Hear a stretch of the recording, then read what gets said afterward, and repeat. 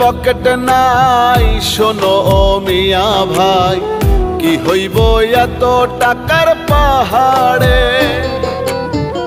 আজরাইলে ঘুষ খাবে না, ধরলে তোমায় ছাড়বে না। আজরাইলে ঘুষ খাবে না, ধরলে তোমায় ছাড়বে না। চোখ বুঝিয়া ভাবনা রে আছো কোন ঘরে।